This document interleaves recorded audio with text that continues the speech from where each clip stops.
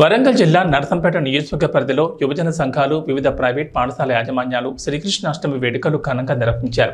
కృష్ణుని జన్మదిన వేడుకల్లో భాగంగా పాఠశాలల యాజమాన్యం విద్యార్థులకు చిన్ని కృష్ణుడు గోపికల వేషధారణ పోటీలు నిర్వహించారు.